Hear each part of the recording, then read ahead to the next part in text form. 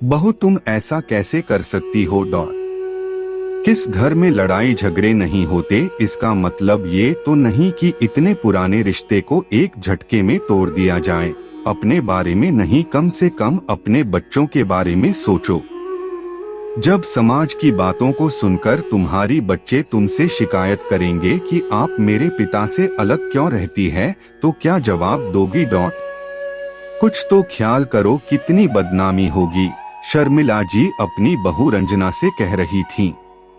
रंजना बड़े आत्मविश्वास के साथ बोली, मम्मी जी वे शिकायतें जो मैंने कभी कही नहीं, उनका क्या उसका कोई मोल नहीं। मेरे बच्चे अब समझदार हो गए हैं, वो समझेंगे कि उनकी माँ ने ये कदम क्यों उठाया, क्यों उसके पिता से अलग हो गई। हाँ, देरी तो मैंने कर दी, पर ये देरी और अत्याचार इतने दिन तक मैं क्यों सहती रही, ये मेरा मन जानता है।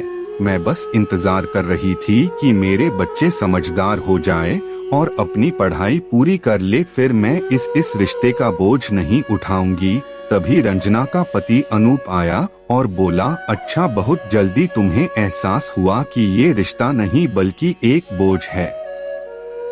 जब इतनी ही शिकायतें थी तो फिर क्यों इतने सालों तक तुम मेरे साथ इस रिश्ते में बंधी रही, बस मेरा फायदा उठाने के लिए। अब तुम्हारी सारी जरूरत पूरी हो गई तो तुम मेरे बच्चों को मेरे खिलाफ भड़काकर मुझसे दूर कर दोगी। रंजना बोली, जल्दी नहीं, बहुत देर हो गई मुझे ये महसूस करने में कि मैं प्यार के बदले अपने स्वाभिमान को कहीं पीछे छोड़ आई।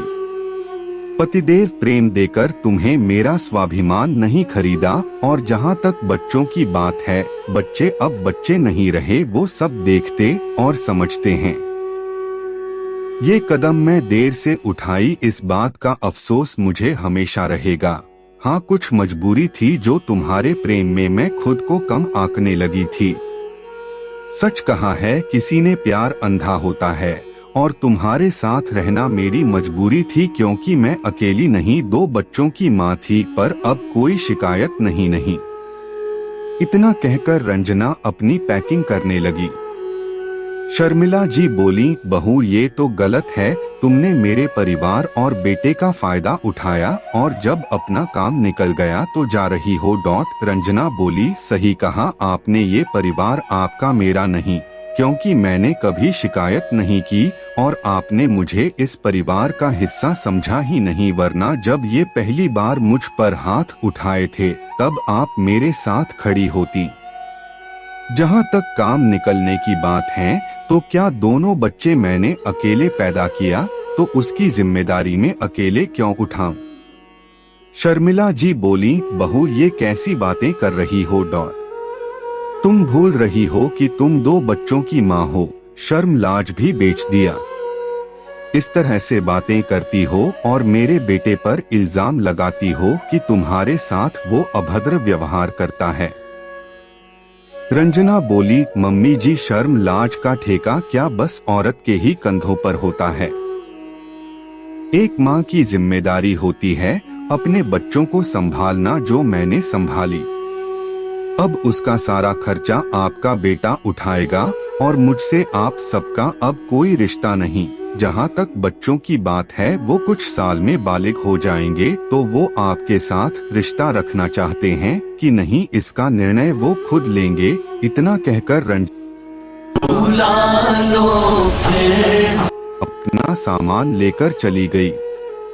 रंजना पुरानी यादों को उस घर में छोड़कर निकली तो बाहर उसका भाई किशोर खड़ा था। भाई को देखते ही रंजना फूट फूट कर रोने लगी। किशोर बोला, रंजना जब जागो तभी सवेरा, भूल जाओ पुरानी बातों को, चलो चलते हैं। इतना कहकर दोनों चल पड़े। ट्रेन में रंजना किशोर से बोली, भैया पापा सही कहते थे कि मेरे ही फैसले से एक दिन मुझे अफसोस होगा। इस रिश्ते में सिर्फ मैं नहीं, मेरे बच्चों ने भी बहुत कुछ सहा। किशोर ने रंजना को हौसला दिया। रंजना उन यादों में खो गई जब अनूप से उसे प्यार हुआ और परिवार के खिलाफ जाकर उसने शादी की थी। शुरुआत के कुछ वक्त बहुत अच्छे रहे, फिर जब प्यार का बुखार उतरा तो रोज की चिक चिक। कुछ वक्त बाद रंजना ने जुड़वा बच्चों को जन्म दिया।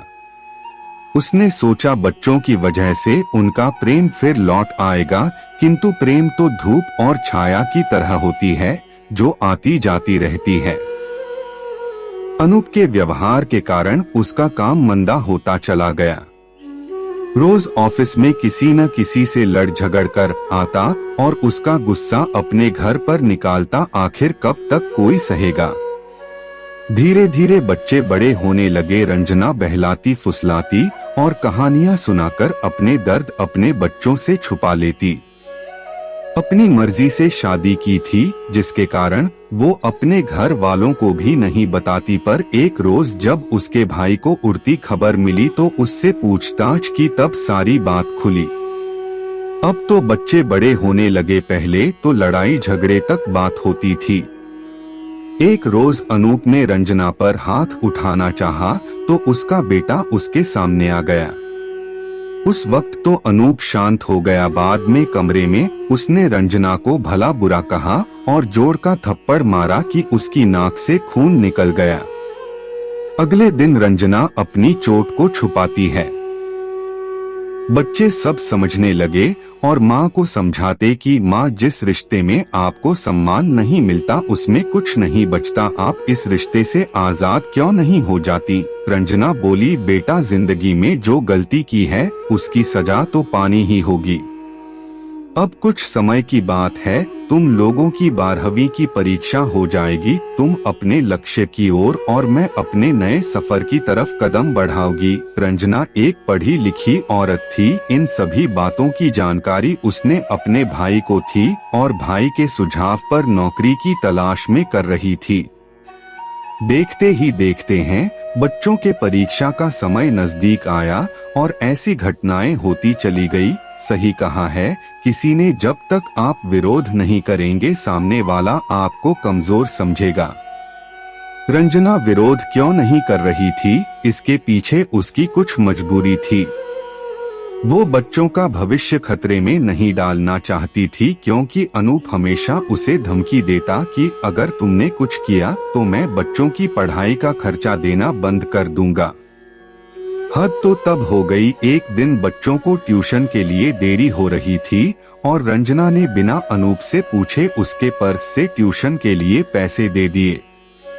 बच्चों के जाने के बाद अनूप जब सोकर उठा तो उसने अपने पर्स में पैसे कम देखे। उसने रंजना से सवाल किया। रंजना बोली, बच्चे जल्दी में थे इसलिए मैंने आपके पर्स से पैसे निकाल कर दे दिए, मैं दोबारा इसमें पैसे डाल देती हूँ। अनूप ने उसकी एक न सुनी और हाथ उठा दिया।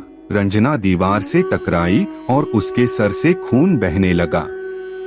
अनूप में इतनी भी इंसानियत नहीं थी कि वो रंजना को अस्पताल ले जाता। शर्मिला जी बोली, बेटा, अगर इसे कुछ हो गया तो तुम फंस जाओगे।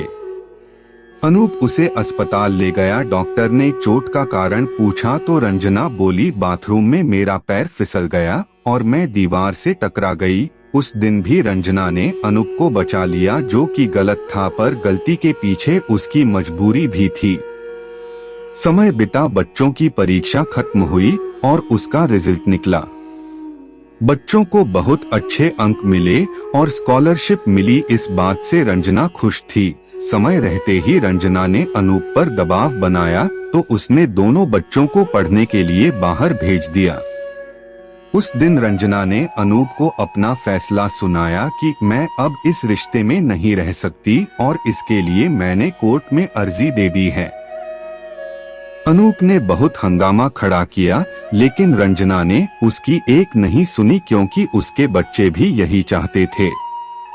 वक्त रहते दोनों के रिश्ते अलग हो गए। कोर्ट ने बच्चों की पढ़ाई की जिम्मेदारी अनूप को दी। बच्चों से जब पूछा गया, उन्होंने मां के साथ रहने का फैसला किया और कोर्ट को सारी बात बताई।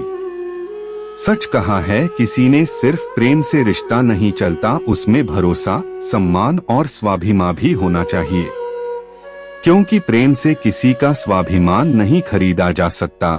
जिस रिश्ते में प्रेम के साथ सम्मान नहीं, वहां स्त्री का वास नहीं। आपका ये कहानी कैसी लगी, अपने अनुभव और विचार कमेंट द्वारा मेरे साथ साझा करें। कहानी को सीख समझकर पढ़ें और शेयर करें ताकि घरेलू हिंसा खत्म हो और लोगों की मानसिकता बदले। कृपया रचना को अन्यथा न लें। बहुत बहुत आभार।